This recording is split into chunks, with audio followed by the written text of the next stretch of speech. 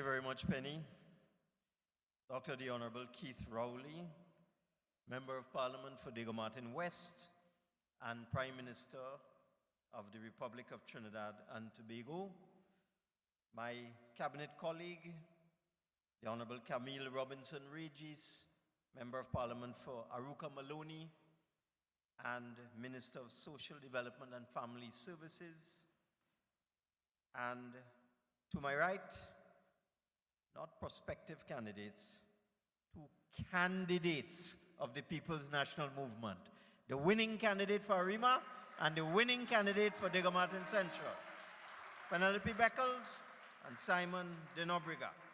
And we also have the winning candidate for Diego Martin West, Dr. Rowley. Yours truly, the winning candidate for Diego Martin Northeast. And Camille Robinson Regis, the winning candidate for Aruka Maloney. And no more prospective candidates since last week. All of we is candidate and all of we is MP. Let me now deal with some issues. I think it's necessary to remind people the difficulties we faced when we came into office in 2015. Penny has mentioned to you that the governor of the central bank came to see me in the first few days, and his exact words were, "I'm going to turn off the tap." I now come in as Minister of Finance. I'm not into plumbing. I don't know what this man talking about. I say, "What tap you talking about?" He says, "I am shutting down the government current account. You have enough money to run the country." It was actually 2 days. I say, wait, that's what's going on here? So we had to rush, we had to go and borrow money. Otherwise, we would not have been able to pay salaries in our first month as the new PNM government under Dr. Rowley as Prime Minister. First month, And then we were facing a situation where over the 5 years that the former government was in power, they had grown public expenditure from $46 billion in 2010, when they came in, to $63 billion in 2014. It just grew. That is a significant amount. If you do the maths, 63 to 46, you're talking about $17 billion additional expenditure. And while they were doing that, they were happily enjoying oil prices, $94, $97. It got up as high as $97, $98 per barrel in 2013. So they blow up their expenditure. When we came in, you will remember that within 6 months, oil price dropped to $26 a barrel. That was the first challenge that we had to face. 2016 was hard. Can you imagine that the former government, they enjoyed revenue, income of $56 billion in 2014.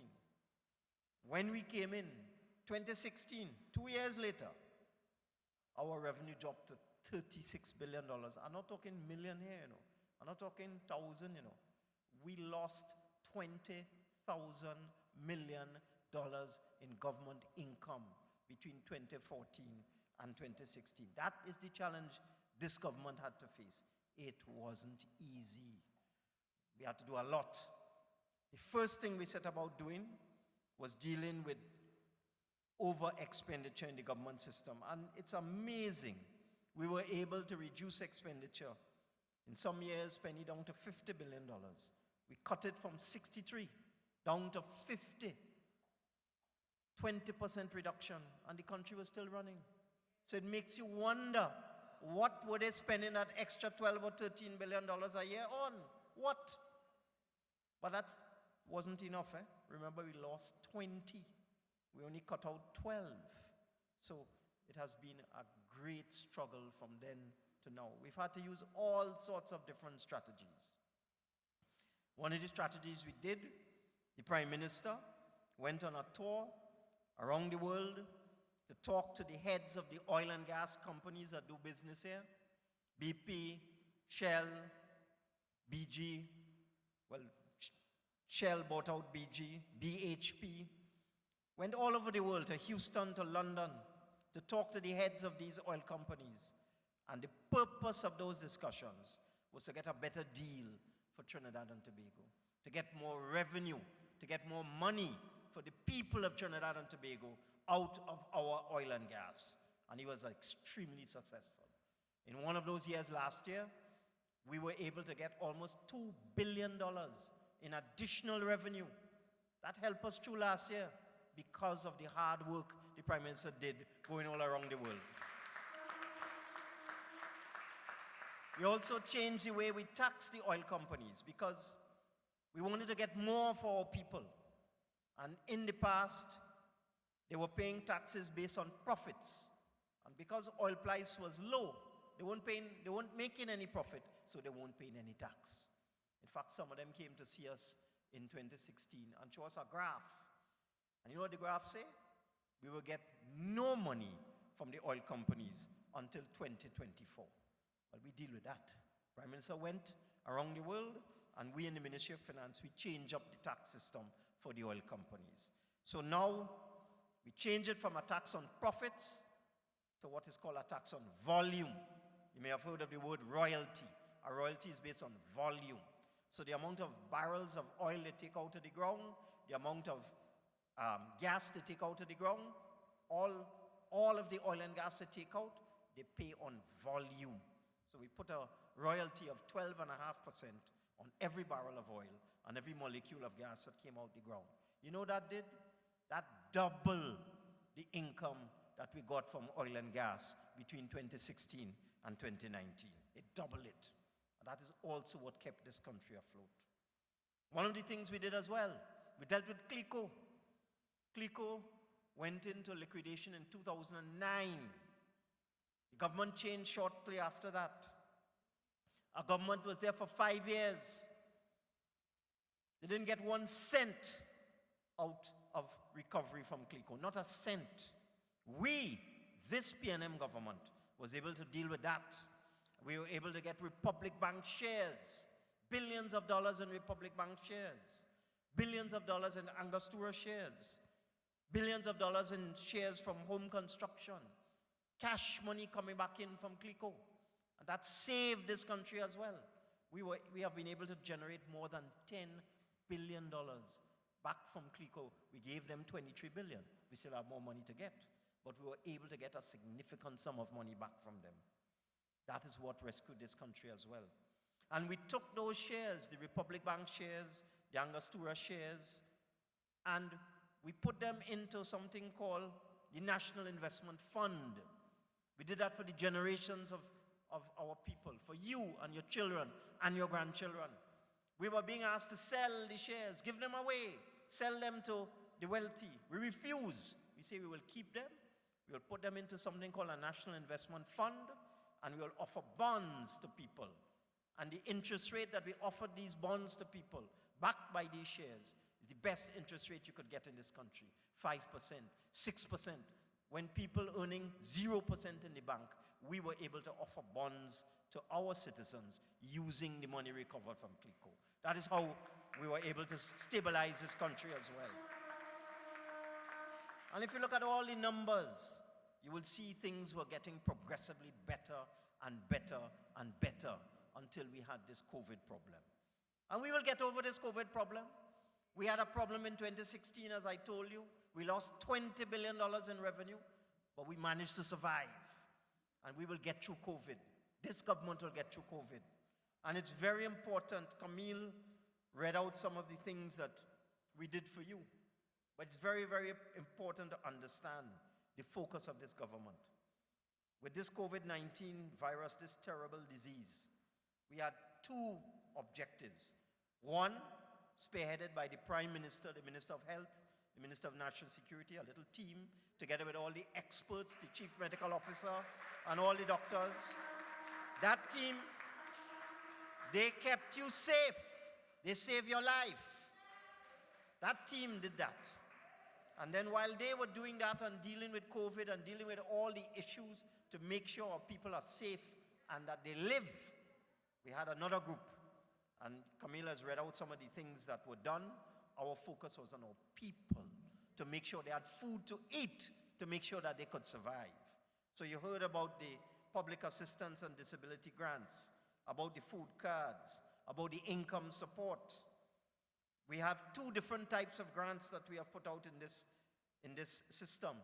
An income support grant from the Ministry of Social Development, which is for people who are not registered for national insurance or registered for tax, people outside of the formal registration system. They get an income support grant from the Ministry of Social Development. And you heard Minister Reggie's talk about the thousands and thousands of people who have received those income support grants. And on our side, in the Ministry of Finance, we had another grant called a salary relief grant. And that is for people who are registered for national insurance. And as of a couple days ago, the Ministry of Finance had paid out almost $70 million in grants. Almost 42, actually it's 46,000 grants we have paid out since we started this in May.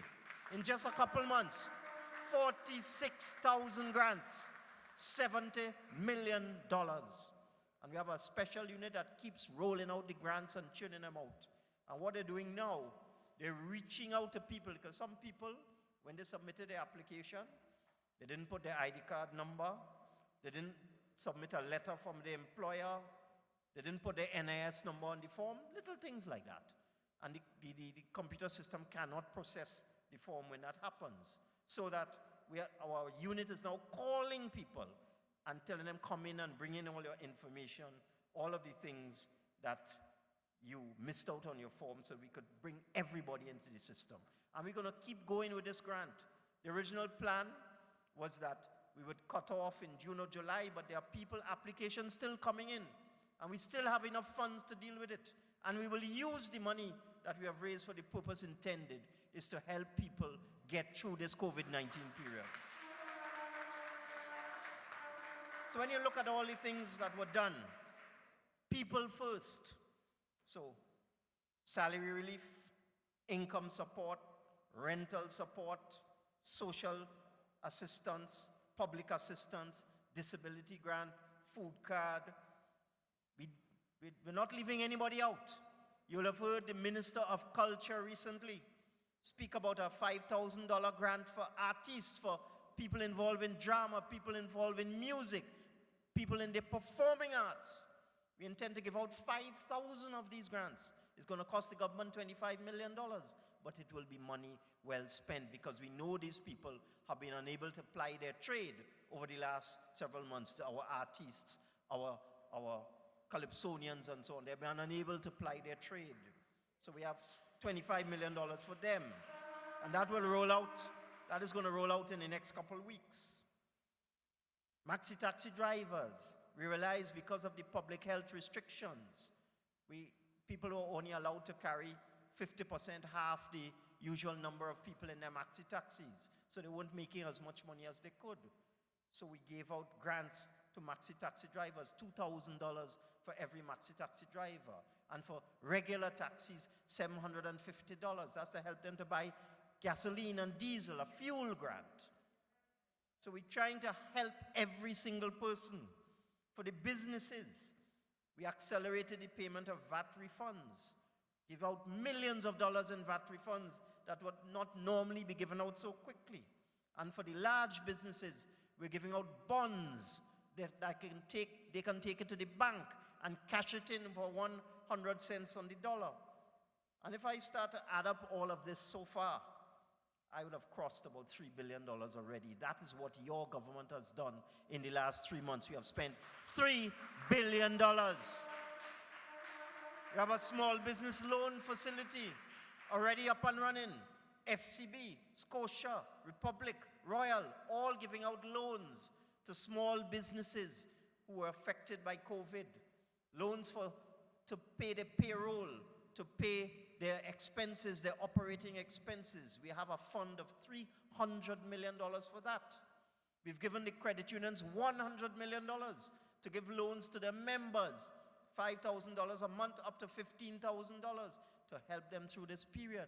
And these loans for the small businesses, the government is paying all the interest, and the people don't have to pay back for 2 years. So you get a loan, $75,000, $100,000, $300,000, depending on the size of your business, to pay your employees, to pay salaries, to pay your light bill, to pay whatever expenses your small business has. And you don't have to start paying back for 2 years, and you will never have to pay the interest. The government pays all the interest. That is what we have done for small businesses. And for the very small businesses, the mom and pop, the small people, the vendors and so on, Cabinet approved a $30 million program, which is a grant of up to $20,000 or $25,000. It's not a loan, because we recognize those people down at the lowest end of the system who are affected by COVID. They couldn't open their businesses. They couldn't open their little corner shops and parlors. We're giving you a grant of between $20,000 and $25,000. You don't have to pay that back. And that is being worked on right now.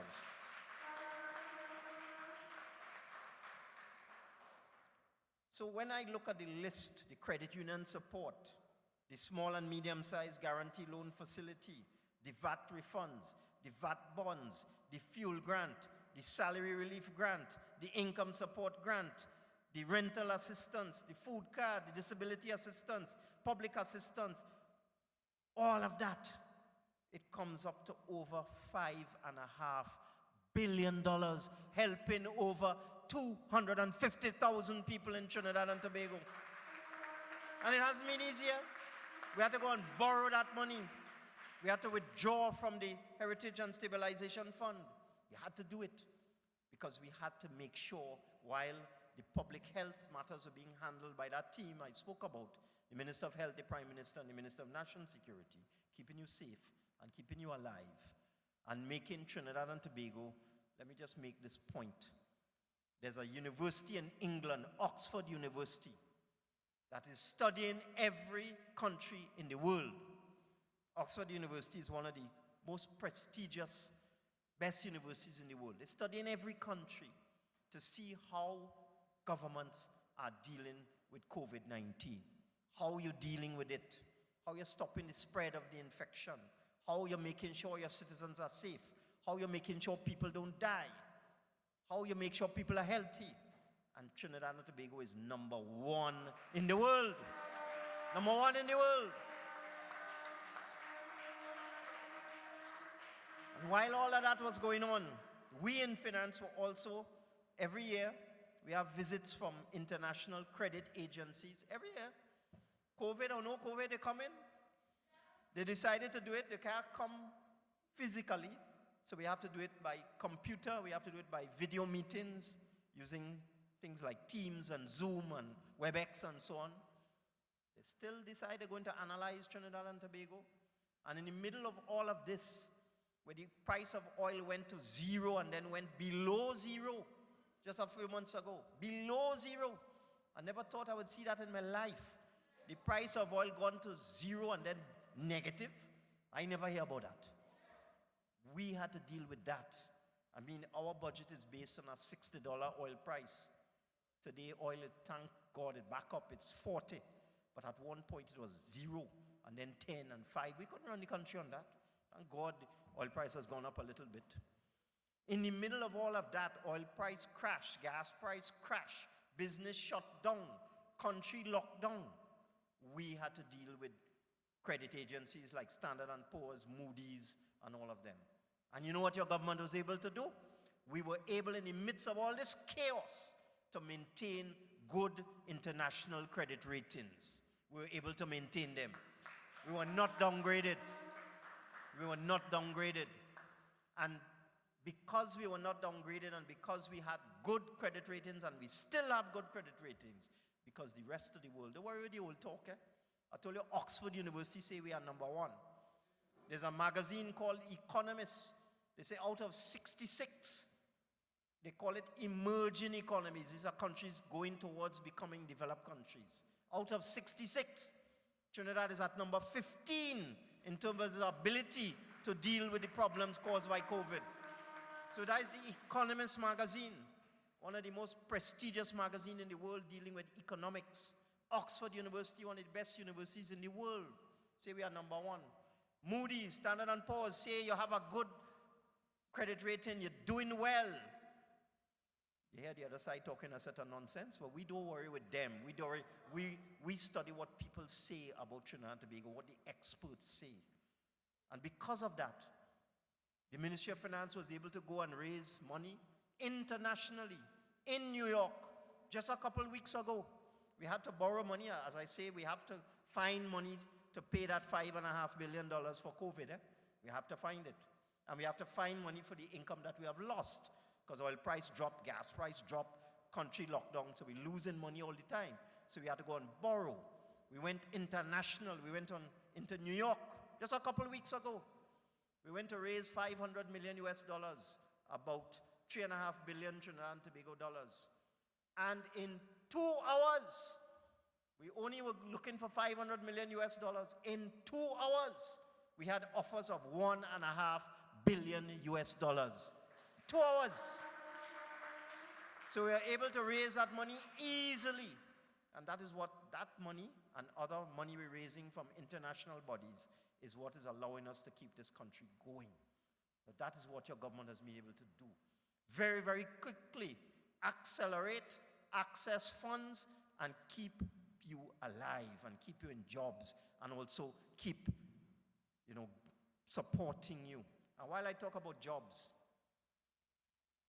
out of that $50 billion we spend every year, believe it or not, $12.5 billion is spent preserving jobs in the public service. Hear what I just tell you? 25% of all government expenditure, $12.5 billion is spent every year keeping 90,000 people employed in the public service. 90,000 people. And that is what we have done during COVID. We made a decision that everybody that is working for a government ministry, for a statutory authority like WASA, or one of the regional health authorities, airport authority, or a state enterprise, any one of the state companies, every single person working in the public service, or in a state enterprise, or a statutory enterprise, we maintain them at full employment throughout this entire COVID period. 90,000 people. 90,000 people. Costing over $12 billion, 25% of government expenditure. But we have to do it because we put people first. And as we come out of this very, very difficult COVID period, Minister Reggie spoke about the roadmap, but just let me summarize it. This was another very innovative concept coming out from the Prime Minister. The Prime Minister realized we can't do everything alone. We don't have all the ideas. Yes, we're bright, but we don't have all the ideas. So what the Prime Minister did is put together a very broad-based team of experts from the private sector, from the university, from business, from government, and created what is called a roadmap committee to pull us out of the difficulties caused by this virus. And that roadmap committee is focusing on 3 important things. Leave no one behind. That is the first message that the Prime Minister gave to that committee. Leave nobody and no group and no sector behind. Nobody must be left behind. The government must support everybody. So that is message number 1. Number 2, address and mitigate the impact on the economy and on people of COVID-19. Deal with it, address it, and reduce it. That's what that big word mitigate means. And 3, jumpstart the economy and keep the economy going. So it's a 3-pronged approach. Leave nobody behind. Help the poor and vulnerable. Help the working class. Help the middle class. Help the business. Help employees. Help everybody. Leave nobody behind. That is what this roadmap is all about. Deal with the impact, and you have heard how we're dealing with the impacts. salary relief grant, income support grant, fuel grant, credit union, small business facility. That is how we deal with the impact, jumpstart the economy. And they have a whole series of areas where they say we have to pump money into the economy. We're going to have to borrow some more money and pump it into what is called the productive sector. We're going to have to deal with agriculture. We realize, and one of the things that happened out of COVID, people realize how important food was. And that is why through the churches, we're giving a total of $30 million. It's $10 million a month to allow the churches to distribute food using their food support mechanisms, because that is what they do. That is what the Roman Catholic Church does. That's what the Mahasabha does. That is what the Muslim organizations do, the Baptist organizations, the Anglicans, the evangelicals. That's what they do. They feed the poor. So we thought if we could use them, using their system that is already there, developed and functioning, that it will reach out and get to a lot of people. And it has worked very, very well. $30 million through the churches. But the point that came out of that was the fact that there's so much linkage to agriculture. So what we decided to do in the next budget, we're going to allocate a special fund of $500 million to kickstart agriculture and get agriculture going so that people will grow their own food. We will stop importing as much food as we have in the past. We're going to do everything we can to build local agriculture. COVID has made us understand how important it is to get that going. And then the construction sector. We have so many projects we're going to do, because construction is almost the largest employer of people outside of the public service. The next largest employer of people is construction, and then manufacturing. So we have to hit all these sectors, the manufacturing sector, the construction sector. We have to help small businesses. We have to look at all sorts of niche markets. We have to put money into agriculture. So essentially, that is what the roadmap is all about. And you're going to hear more about it in the days to come. This government is going to stimulate all of these activities so that they could keep people in jobs, create new jobs, create better jobs, create more wealth to spread around to people, and to keep our economy moving as we climb out and fly out of this COVID-19 problem. And only the PNM can do it. Only the PNM can do it. And this is a government for everyone. Because you heard what I said. We dealt with the people at the lowest end, and the people at the top, and the people in the middle in terms of our COVID-19 support. This is a government for everyone. It's a government for the poor. It's a government for the middle class. It's a government for the business. A government for the working class. But as the PNM, as your PNM government, of course, our focus is always on you, the people. We always put you first. We always put you first. And that is why our focus will always be on ordinary people. You, the people. You, the bedrock of this country. And that is why you must vote PNM on August 10th. That is why there's no solution but the PNM. That is why there's no other political party but the PNM. That is why the only party that can run this country is the PNM. Only the PNM can rescue this country. Only the PNM can build this country. Only the PNM can develop this country. So that is why on August 10, as you put your votes in your hundreds of thousands, you will say, as you come down to Balaji House, great is the PNM, and we shall prevail. And we have prevailed. Thank you.